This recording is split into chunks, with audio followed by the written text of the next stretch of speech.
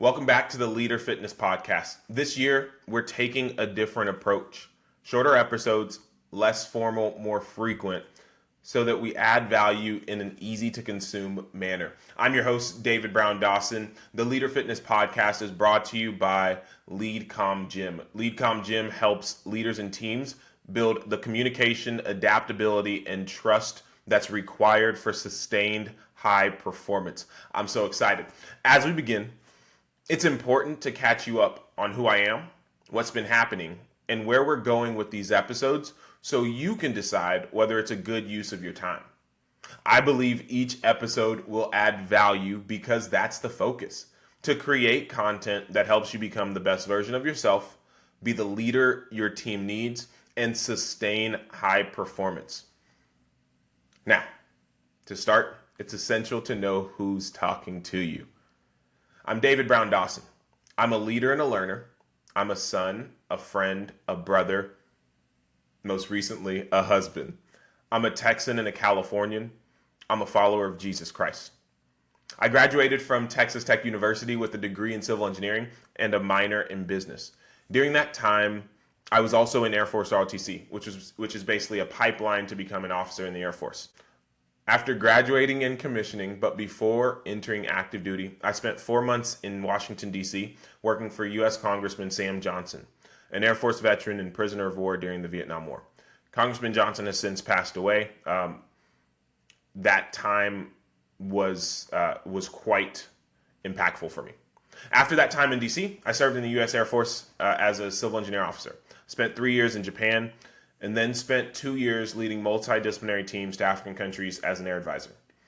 I'll share more about this in time, but my time in the Air Force does influence my leadership approach. I left the Air Force in 2019 to learn the language of business and the language of public policy at UC Berkeley Haas School of Business. In my opinion, it's the world's best buffet, and I only had one plate. Now, I stole this description from the MBAA president at the time. Her name was Molly, so shout out Molly. During my time at Haas, I focused on two primary areas, leadership and real estate finance. The secondary focus was getting Haas and Goldman, Berkeley School of Public Policy, to create a dual MBA MPP program. But because of the perspective of leaders at the time, I was unsuccessful. More on this later. Between my first and second year, I had the opportunity to intern at Grosvenor, a real estate firm attached to the Grosvenor family that's based in London. I got to touch investments, development, and eventually I joined their team on the structured development finance team. So we provided capital to multifamily developers for ground up construction. It was during this time between first and second year that I went on the first date with my now wife, Oyinda. Again, more on that later. It was also during the summer that I published my first book, Enduring Urgency. The subtitle to that has changed. It was Enduring Urgency, Thinking Like a Tortoise in a Time of Hares. What I recognized is that both Enduring Urgency and the subtitle required quite a bit of thinking. So I decided to change the subtitle to Enduring Urgency, Achieve Massive Goals in a World of Distraction, because that's the heart of the book. All right, I'll do an entire episode on this book, on publishing and the lessons I've learned. But yeah, that book was awesome to write. It was a great process, and it taught me a lot about myself. After graduating from Berkeley with my MBA, and while I was working at Grosvenor, I decided to get my coaching certification via IPEC. They train us and teach us energy leadership, and there's a book by the creator of IPEC, and I think it's on my bookshelf. Oh man, here we go. So here is, I'll actually look at the camera for now. Here is the book. It's the 7-level framework for mastery in life and business. It's called Energy Leadership. And since I'm doing this, I might as well grab my own book, which is sitting right here. Boom. Enduring Urgency, Achieve Massive Goals in a World of Distractions. Yeah. So you can get that on Amazon right now just by searching Enduring Urgency. Anyway, so I got my coaching certification via IPEC. Really the idea behind energy leadership, because I know different people have different perspectives on the word, or they hear different things when they hear the word energy. The idea is simply that how a leader shows up mentally and emotionally impacts the people around them. And so that will come through in these episodes as well, whether it's during interviews with other leaders that I admire or coaching sessions, giving you a taste of what's to come. All right, so why start here? Well, and what's the through line with the different things I've done? I would say the through line is centered on leadership, adapting, reinventing myself, learning, and preparing. And when I say preparing for what? Well, preparing for this season. Today, I help educate, expose, equip, and exhort people as my way of loving them and uniting them. To that end, I run LeadCom Gym. It's a company that helps leaders and teams build the communication, adaptability, and trust required to sustain high performance. And I'm building Palm. In short, it helps leaders lead more effectively at scale. You'll hear more about these in coming episodes as well. All right, so what's been happening? Over the past 2 years, I've been learning business as a business owner. As I said before, business school, and specifically UC Berkeley, Haas School of Business, is the world's best buffet, and you only get one plate. And as I said before, I chose to learn about leadership and real estate finance during my time. I say that to communicate that I did not choose the entrepreneurship track, even though there was one. Because I did not feel prepared as a business owner, even though I had an MBA. I structured that statement intentionally because I believe that had I made a different decision, I would have gotten different results. I don't blame Haas in any way. I'm simply stating my experience. Now, I've heard other people who have obtained their MBAs say something similar about how they didn't feel prepared to go into business, but I wanted to add additional context for my situation.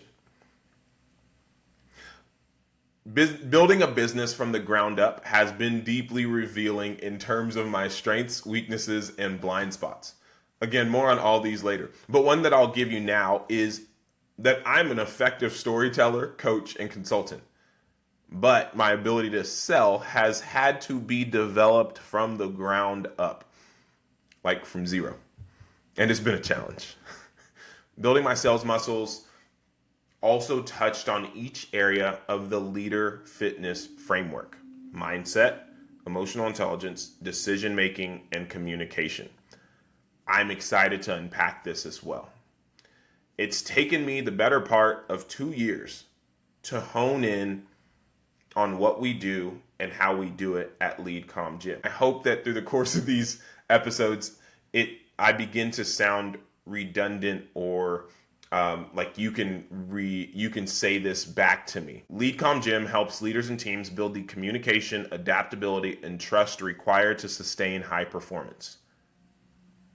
LeadCom Gym helps leaders and teams build the communication, adaptability, and trust required to sustain high performance. Each of those words are intentionally chosen. For now, I'll just say the point is to get your team and get you as a leader to high performance, and then to sustain that high performance. And how do we do that? We do that by focusing on building communication, adaptability, and trust across teams and within leaders.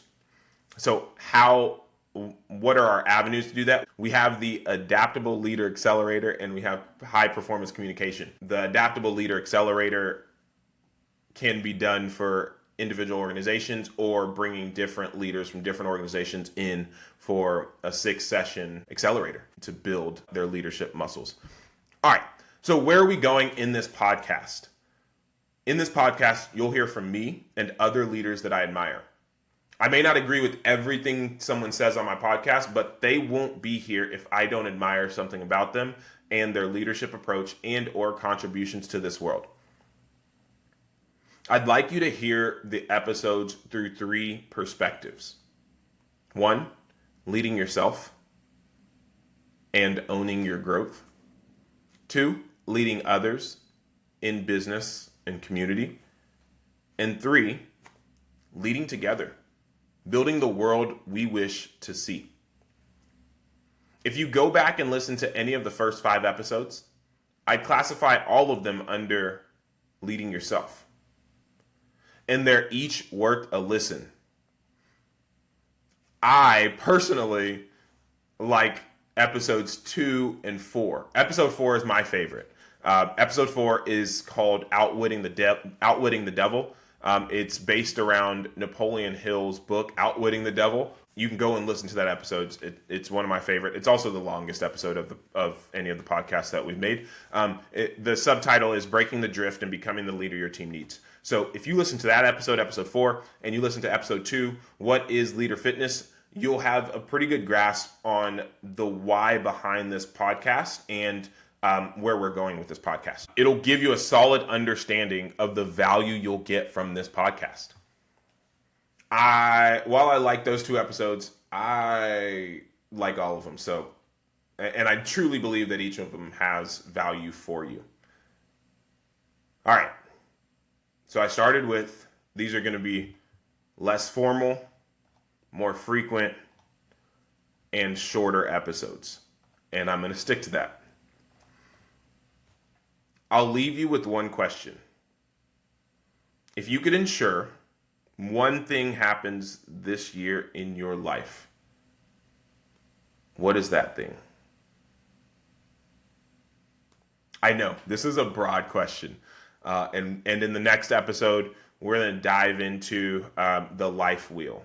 I'm just teeing it up now. But if you can ensure one thing happens, it may not be the fairest of questions because you may be thinking, well, David, do you mean in my business? Do you mean in my personal life? Do you mean in my relationships? Do you mean in my fitness? Do you mean in my finances? Like, there's a number of different areas that this could fit in. I'm just asking you, if you could ensure one thing happens this year in your life, what is that thing? If you could ensure one thing happens in your life this year, what is that one thing?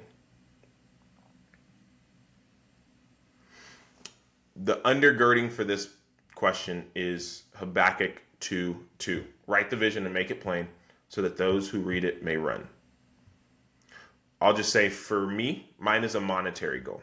It's my first year having a purely monetary goal and putting legs to it via TALA, the Adaptable Leader Accelerator, and high performance communication. Again, more on that later. For now, I told myself I would keep this to 15 minutes, and we're right on track. I'll leave you with this. Make it a great year or not. The choice is yours. Make it a great year or not. The choice is yours. Thanks for listening to the Leader Fitness Podcast. I'm your host, David Brown Dawson. You can reach me at david@leadcommgym.com, LEADCOMMGYM.com. I look forward to growing with you in this year. Take care.